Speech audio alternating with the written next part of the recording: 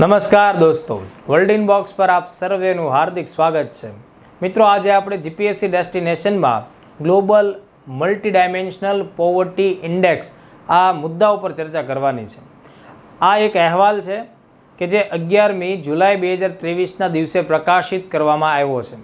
સંયુક્ત રાષ્ટ્ર વિકાસ કાર્યક્રમ અને ઓક્સફોર્ડે સાથે મળી અને વૈશ્વિક સ્તર ઉપર વિકાસશીલ દેશોમાં ગરીબીની એક્ઝેક્ટલી શું સ્થિતિ છે તો એને ધ્યાનમાં રાખીને મલ્ટી ડાયમેન્શનલ એટલે કે બહુપરિમાણવીય રીતે ગરીબીનો અભ્યાસ કર્યો અને આ એક અહેવાલ છે રજૂ કરવામાં આવ્યો. આ અહેવાલમાં 2019થી 21 સુધીના સમયગાળાની પરિસ્થિતિઓને ધ્યાનમાં રાખવામાં આવી છે. ભલે આ અહેવાલ 2023માં રજૂ થયો, પણ એનું જે રેફરન્સ યર આપણે ધ્યાનમાં રાખવું પડશે 2019થી 21નો સમયગાળો છે, આપણે એને ધ્યાનમાં રાખીશું. તો મિત્રો, આપણે અગાઉ આ જ લેક્ચર સિરીઝ દરમિયાન મેં કેટલાક સૂચકાંકો વિશે તમને વાત કરેલી છે, રિપોર્ટ વિશે વાત કરેલી છે, ત્યારે ખાસ કીધેલી બાબત છે જે અત્યારે પણ રિપીટ કરું છું કે જ્યારે કોઈ પણ પ્રકારનો રાષ્ટ્રીય કે આંતરરાષ્ટ્રીય કે વૈશ્વિક સ્તરનો કોઈ અહેવાલ, કોઈ રિપોર્ટ રજૂ થાય છે તો એ સંસ્થાઓ અને એમાં ખાસ તો ભારતની શું સ્થિતિ, ભૂમિકા છે એ બધા મુદ્દાઓને આપણે ખાસ ધ્યાનમાં રાખવું પડશે. તો વધીએ આપણે આપણી ચર્ચાઓમાં વન બાય વન અગત્યના મુદ્દાઓ તરફ. તો ખાસ ધ્યાન રાખજો, આપણો આજનો topic global multi dimensional poverty index, જેને આપણે ટૂંકમાં MPI તરીકે ઓળખીએ છીએ. આનું જો તમે ગુજરાતી અનુવાદ વિચારો તો કંઈક આ પ્રકારે થાય: વૈશ્વિક બહુપરિમાણવીય ગરીબી સૂચકાંક. તો આ એક મુદ્દો આપણે ધ્યાનમાં રાખવો પડશે. બીજી એક વાત કે આ જે અહેવાલ છે તેમાં 110 જેટલા વિકાસશીલ દેશોને ધ્યાનમાં રાખવામાં આવ્યા છે, કારણ કે વિકસિત દેશોમાં તો ક્યાં ભાઈ ગરીબી છે? જે કંઈ ગરીબી છે એ કોની પાસે છે? વિકાસશીલ દેશો અથવા તો જેમનો વિકાસ ખૂબ જ નહિવત જેવો છે, એટલે અર્ધ વિકાસશીલ, બરાબર, અથવા તો વિકાસ વગરના જે દેશો છે તો એ બધા દેશો પાસે ગરીબોની સંખ્યા રહેલી છે. તો 110 વિકાસશીલ દેશોના આંકડાઓ ઉપરથી આ આખો અહેવાલ તૈયાર કરવામાં આવ્યો છે. તો પ્રિલિમ્સ માટે ધ્યાનમાં રાખવું પડશે મિત્રો, એ આ 110 વિકાસશીલ દેશો છે એને ધ્યાનમાં રાખવું પડશે. બીજું, આ 110 વિકાસશીલ દેશો એટલે વિશ્વની 92% આબાદીને રિપ્રેઝેન્ટ કરે છે. અને આ 92% આબાદી એટલે અત્યારે આપણે વાત કરીએ તો 6.1 બિલિયન લોકોનો સર્વે થાય છે, અથવા 6.1 બિલિયન લોકોની ગરીબીની શું પરિસ્થિતિ છે એ આખો અહેવાલ આંકડાઓ સ્વરૂપે આપણી સામે રજૂ થાય છે. હું તમને આ આખા અહેવાલમાંથી તમારી પ્રિલિમ્સમાં જે તમને ઉપયોગી થઈ શકશે તમામ મુદ્દાઓ સમજાવીશ. સાથોસાથ જો આ અહેવાલના આંકડાઓ તમને યાદ રહી જાય છે અને તમે એનો ઉપયોગ મુખ્ય પરીક્ષા અને GS કે નિબંધોમાં કરી શકો છો તો એ ખૂબ સારી પરિસ્થિતિ આપણે ગણી શકીએ. ચાલો હવે આપણે આગળ વધીએ. તો સૌથી પહેલાં જ્યારે કોઈ પણ અહેવાલ, કોઈ સૂચકાંક રજૂ કરવામાં આવે છે તો સૌથી પહેલાં તમારા પાસે એ બાબત ક્લિયર થઈ જવી જોઈએ કે આ અહેવાલ કે રિપોર્ટ કોણ બહાર પાડે છે. તો મેં તમને હમણાં વાત કરી યુનાઇટેડ નેશન્સ ડેવલપમેન્ટ પ્રોગ્રામ, જેને આપણે UNDP તરીકે ઓળખીએ છીએ, અને તેની સાથે Oxford poverty and human development initiative નામનું જે ઇન્સ્ટિટ્યૂટ છે અથવા એક આખો સરસ કાર્યક્રમ છે, તો આ બંનેએ સાથે મળીને આ કામગીરી નિભાવી છે, એટલે કે આ અહેવાલ તૈયાર કર્યો છે. બીજી એક ખાસ બાબત ધ્યાનમાં રાખવી જોઈએ કે આ પ્રકારનો MPI સૂચકાંક સૌથી પહેલાં 2010ના વર્ષમાં પ્રકાશિત કરવામાં આવેલ છે, એટલે આજથી 13 વર્ષ પહેલાં સૌથી પહેલો સૂચકાંક પ્રકાશિત થયેલો છે. 2023નો આપણી સામે આ જે રિપોર્ટ આવે છે મિત્રો, તેનું ટાઇટલ પેજ ઉપર એની થીમ લખવામાં આવેલી છે કે આ પ્રકારે છે: unstacking global poverty data for high impact action. તો આપણે અહીંયાથી આ એની જે થીમ છે, થીમનું વાક્ય પણ વાંચવું પડશે, થીમનું વાક્ય પણ યાદ રાખવું પડશે, જેથી કરીને કદાચ પ્રિલિમમાં પેપર સેટર આપણી સામે આ પ્રકારનો ક્વેશ્ચન છે બાઉન્સ કરે તો આપણને એનો જવાબ આવડવો જોઈએ. હવે આ MPI છે મિત્રો, MPIમાં 3 મુખ્ય ઇન્ડિકેટર્સ છે, 3 મુખ્ય પરિબળો છે કે જે કોઈ પણ માણસના સામાન્ય જીવનને સીધી રીતે, ગહન રીતે અસર કરે છે. અને એ જે 3 ઇન્ડિકેટર્સ છે એ સ્ક્રીન ઉપર તમારી સામે છે. એક છે એનું હેલ્થ, એક છે એનું એજ્યુકેશન અને એક છે જીવનનું સ્તર, એટલે કે સ્ટાન્ડર્ડ ઓફ લિવિંગ.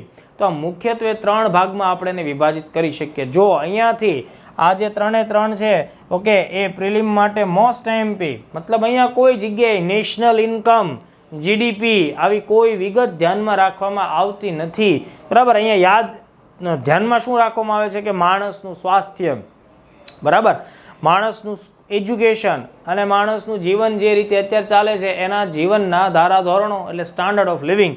હવે જુઓ, આ મુખ્યત્વે 3 ભાગમાં આ વસ્તુ ડિવાઈડ થાય છે. પણ ફર્ધર જો તમારી સામે થોડો અઘરા ટાઈપનો પ્રશ્ન આવે તો શું થશે કે ભાઈ આપણે આજે 3 ડાયમેન્શનની વાત કરી એટલે આને આપણે મલ્ટી ડાયમેન્શન કહીએ છીએ. ઓકે, એમાં આપણે એક મુદ્દો કીધો કે ભાઈ માણસના સ્વાસ્થ્યને એટલે કે હેલ્થને ધ્યાનમાં રાખવામાં આવે છે. તો હેલ્થનો જે પોર્શન છે દોસ્તો એ ફરીથી 2 એના પેટા ભાગમાં વિભાજિત થાય છે. એટલે હેલ્થનું આપણે ઇન્ડિકેટર લઈએ છીએ તો એના સબ ઇન્ડિકેટર્સ 2 છે.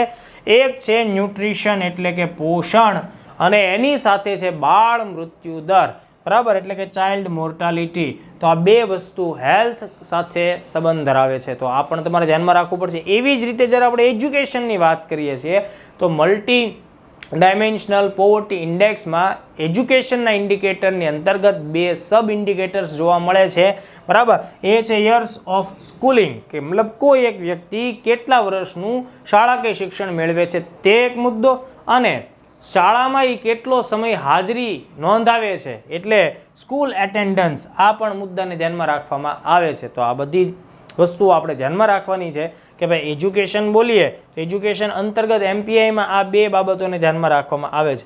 અને લિવિંગ ઓફ સ્ટાન્ડર્ડ્સ એટલે કે જીવનના ધારાધોરણો, તો એમાં 6 બાબતો ધ્યાનમાં રાખવામાં આવે છે. 6 બાબતો, જેમ કે કુકિંગ ફ્યુઅલ એટલે કે માણસ પોતે રસોઈ માટે કેવા પ્રકારનું ફ્યુઅલનો ઉપયોગ કરે છે, મતલબ કે કાર્બન એમિશન વધારે થાય એટલે કે લાકડું, કોલસો, છાણા કે પછી કાગળ, પ્લાસ્ટિક એનો ઉપયોગ કરે છે, કે પછી માનવ સ્વાસ્થ્ય માટે ઉપયોગી થાય એવો રાંધણ ગેસનો ઉપયોગ કરે છે કે કેરોસીનનો ઉપયોગ કરે છે. એટલે કુકિંગ ફ્યુઅલ છે એને પણ ધ્યાનમાં રાખવામાં આવે છે. ત્યારબાદ છે સેનિટેશન, સ્વચ્છતા કેટલી છે, એ જે વિસ્તારમાં રહે છે એનું ઘર, એની આસપાસના વિસ્તારમાં સેનિટેશનની શું કન્ડિશન છે, આ બાબતને પણ ધ્યાનમાં રાખવામાં આવે છે. ડ્રિંકિંગ વોટર, પીવાનું પાણી, એની ગુણવત્તા, બરાબર, એની ગુણવત્તા કેવી છે, હેલ્થ માટે એ કેટલું યોગ્ય છે. તો આ ત્રીજું બાબત પણ સબ પેરામીટર તરીકે યાદ રાખશું. અને ઇલેક્ટ્રિસિટી, એના ઘરમાં વિદ્યુતની સુવિધાઓ છે કે કેમ, તો આપણને એમ થશે કે સાહેબ આપણને અત્યારે તો વિદ્યુતનો પ્રશ્ન 21મી સદીમાં સોલ્વ થઈ ગયેલો લાગે છે, પણ એવી વિગતો નથી મિત્રો. ભારતમાં પણ અંતરિયાળ વિસ્તારોમાં, જંગલ વિસ્તારોમાં, પહાડી પર્વતીય વિસ્તારોમાં આજની તારીખે ઇલેક્ટ્રિસિટીના પ્રશ્નો છે. અને ભારતમાં તો ઘણી સારી સ્થિતિ છે.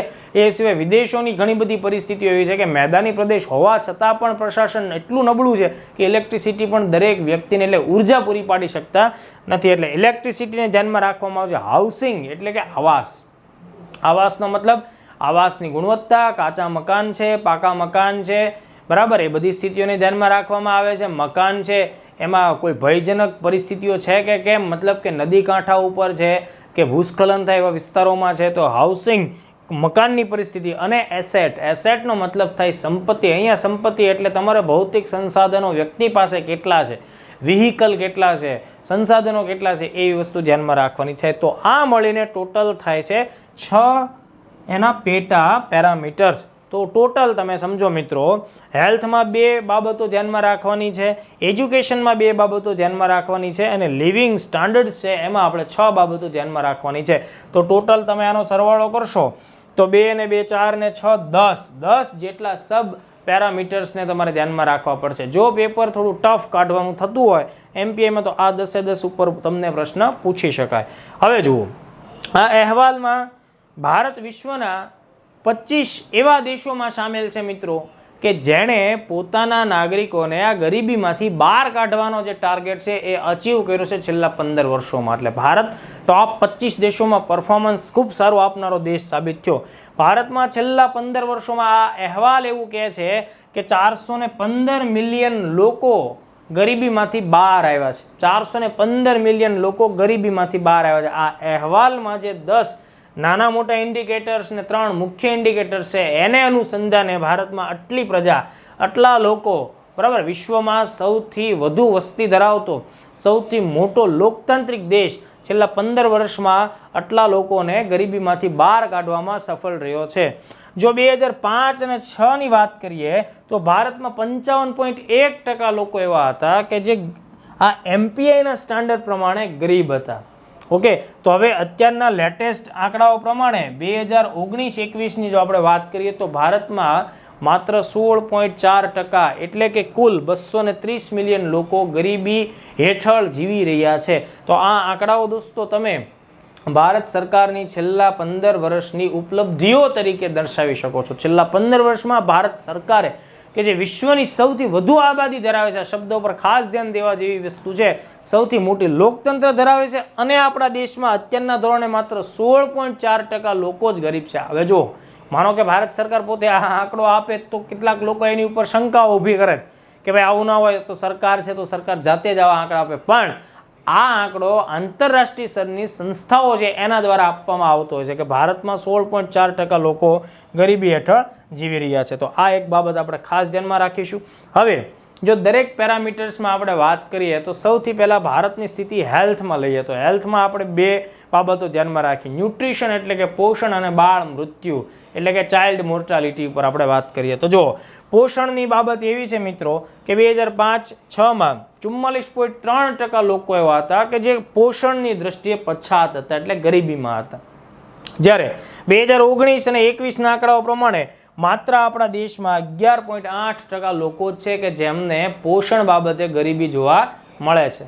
તો એક આ વસ્તુઓ તમે ખાદ્ય સુરક્ષામાં પણ કરી શકો. આપણા જે દેશની અંદર આપણે નાગરિકોને સસ્તું અનાજ ઉપલબ્ધ કરાવીએ છીએ અને એ બધાને લીધે પોષણનો પ્રોબ્લેમને આપણે સોલ્વ કરવાનો પ્રયત્ન કરીએ. એવી જ રીતે 2005-06માં આપણા દેશમાં ચાઇલ્ડ મોર્ટાલિટી બાળકોનો મૃત્યુદર 4.5% હતો, જે 2019-21ના આંકડાઓમાં માત્ર 0.5% જોવા મળે છે. તો આ UNDPના રિપોર્ટમાં આપણે પહેલું પેરામીટર્સ જોઈ લીધું. એવી રીતે જો મિત્રો શિક્ષણની આપણે વાત કરીએ તો શિક્ષણમાં પણ બે એના પેટા પરિબળો ધ્યાનમાં રાખવામાં આવે છે અથવા પરિમાણો ધ્યાનમાં રાખવામાં આવે છે. એક તો શાળાના વર્ષો અને શાળામાં હાજરી. તો 2005-06માં 24% બાળકો શાળામાં શિક્ષણથી વંચિત હતા. બરાબર, શાળાના વર્ષોમાં કે ભાઈ એટલા વર્ષો એને મળવા જ જોઈએ, એટલે કે અધૂરું શિક્ષણ મેળવતા હતા. ઓકે, જે અત્યારે એની જે પરિસ્થિતિ છે માત્ર 7.7% લોકો છે પૂરતું વર્ષો શાળામાં ભણી શકતા નથી, એટલે અધૂરું શિક્ષણ રાખે છે માત્ર 7.7% લોકો. એ રીતે શાળામાં હાજરી છે, સ્કૂલ એટેન્ડન્સમાં આપણને 19.8%ની ખામી જોવા મળતી હતી, જે આ ખામી ઘટી અને 3.9% સુધી જોવા મળ્યું છે. તો આ એજ્યુકેશનની વાત થઈ. એવી રીતે જીવનના ધારાધોરણોમાં જે 6 પેરામીટર્સ છે તો સમજો કુકિંગ ફ્યુઅલ 2005-06માં જે મતલબ કે રાંધણ માટેનું ઈંધણ, ઓકે, રસોડા માટેનું જે ઈંધણ છે 52.9% લોકો એ બાબતે ગરીબ હતા સારું સ્વચ્છ કુકિંગ ફ્યુઅલ મેળવવા માટે. પણ આપણા દેશની અંદર તમે સમજો કે ભાઈ એવી ઘણી બધી યોજનાઓ અત્યારે આપણા દેશની અંદર ચાલી રહી છે કે જેની અંદર રાંધણ ગેસ આપણે પ્રોવાઈડ કરીએ છીએ. તો અત્યારે આ ટકાવારી ઘટીને 13.9% જેટલી જ આપણી પરિસ્થિતિ છે કે હાલમાં 13.9% ભારતીય લોકો એવા છે કે જેમની પાસે યોગ્ય પૂરતા પ્રમાણની અંદર રાંધણ ગેસનો પ્રશ્ન છે અથવા તો ફ્યુઅલનો પ્રશ્ન. સેનિટેશનની પરિસ્થિતિ 50.4% નબળી હતી, જે હવે માત્ર 11.3% છે. ત્યારબાદ ડ્રિંકિંગ વોટરમાં 16.4% આપણી તકલીફો હતી અથવા તો નબળાઈ કે ગરીબી હતી, જે હવે માત્ર 2.7% છે. ઓકે, હાઉસિંગમાં 44.9% લોકો એવા હતા કે જેની પાસે યોગ્ય ભરોસાપાત્ર કહી શકાય એવું પાકું મકાન નહોતું, તો હવે એ સંખ્યા માત્ર 13.6% છે. ઇલેક્ટ્રિસિટી 29% લોકો પાસે નહોતી, જે અત્યારના અનુસંધાને માત્ર 2.1% લોકો પાસે ઇલેક્ટ્રિસિટી છે એની ગરીબી જોવા મળે છે. અને એસેટ 37.5% પાસે નહોતી, જેમાં માત્ર 5.6% લોકો જ એસેટની બાબતે ગરીબ પરિસ્થિતિમાં કે જેમની પાસે કોઈ વ્હીકલ નથી, જેમની પાસે કોઈ ધંધાકીય સંસાધનો નથી. તો આ બધી વિગતો જોવા મળી. તો મિત્રો ભારતના અનુસંધાને મેં તમને બધા જ ફેક્ટ્સ કીધા. ઓકે, હવે જો વૈશ્વિક તથ્યો જોઈએ મિત્રો તો 110 દેશના મેં શરૂઆતમાં તમને વાત કરી કે કુલ 6.1 બિલિયન લોકોનો આજે સર્વે કરવામાં આવ્યો. એ પૈકી 1.1 બિલિયન લોકો એવા છે કે જે અતિશય ગરીબ પરિસ્થિતિમાં જીવન જીવી રહ્યા છે.